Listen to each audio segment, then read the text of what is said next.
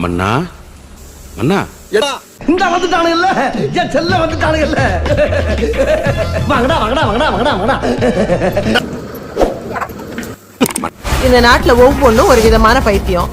அவனுக்கு நமக்கு சோறு தான் முக்கியம். ஆரம்பிக்கலாங்களா?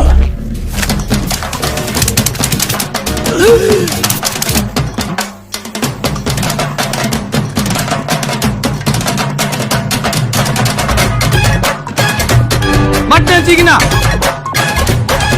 அடி குழம்ப நல்ல அந்த தொட்டியில ஊத்தணும்.